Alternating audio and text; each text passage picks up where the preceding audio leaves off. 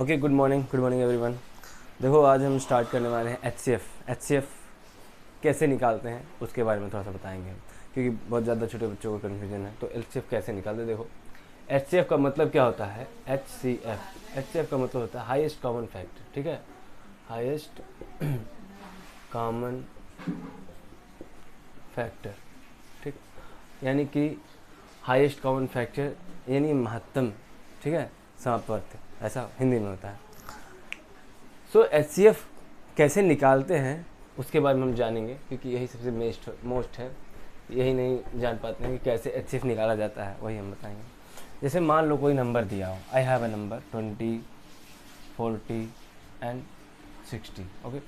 अब हमें इसका एचसीएफ फाइंड करना है। क्या फाइंड करना है? एचसीएफ फाइंड करना है। तो बहुत आसान है, मैंने पहले बता रखा है कि एचसीएफ मतलब हाईएस्ट कॉमन फैक्टर।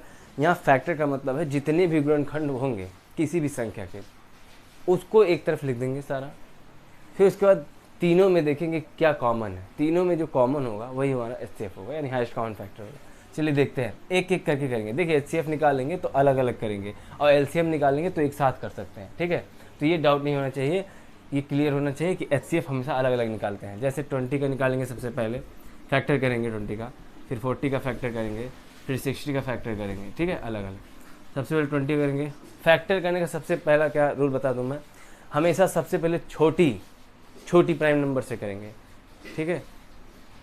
जैसे 2 से सबसे पहले स्टार्ट करेंगे। अगर 2 से फैक्टर होता है तो ठीक है, नहीं होता 3 से करेंगे, 3 से तो 4 से करेंगे, 4 से नहीं तो 5 से करेंगे, 6 से करेंगे। ऐसे ही देखेंगे किसके फैक्टर हो सकता है, वो उसी से जिससे वो कटे। अच्छा, फैक्टर का मतलब डिविजिबल, कि वह जो संख्या दी हुई है क्या वो उससे डिविजिबल है। अगर वो डिविजिबल है तो उसका फैक्टर वो है वो, ठीक। चलिए 2 से करेंगे, कितना हो जाएगा? 10 टू 20, 2 5 10 एंड 5 1 5, ठीक, ये 1 है। फिर यहाँ का देखो, इसको क्या लिखा, 20 का क्या आया फैक्टर, 20 का क्या आया फैक्टर, 20 का फैक्टर आया 2 इंटू 5। 40 का देखें, 2 20 जा 40, 2 10 जा 20, 2 5 जा 10, 5 1 जा 5, ओके। यानी इसका कितना आया 40 का 2 इंटू 5, ओके। एंड नाउ 60 का 2 30, ओके, समझ में आ रहा है ना, ओके। एंड 2 15, 2 नहीं होगा, ओके, 5 3 से हो जाएगा, 3 5 जा 15 एंड 5 1 जा 5। 60 का कितना हुआ 2 इंटू 3 इंटू 5, 2 जा 4, 4 जा 12, 12 जा 60। तो देखो अब क्या करना है, इनमें जो कॉमन होगा, हाईएस्ट कॉमन फैक्टर जो सबसे ज़्यादा तीनों में कॉमन होगा, उसे एक बार लिखेंगे, ओनली 1 टाइम।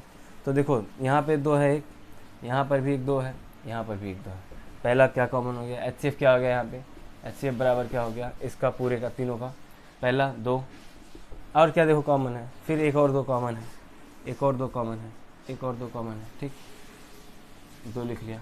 फिर और कुछ कॉमन है, देखो 5 यहाँ पर भी है, 5 यहाँ पर भी है, और 5 है यहाँ पर भी है, तीनों में 5 है, तो 5 हो गया, ठीक।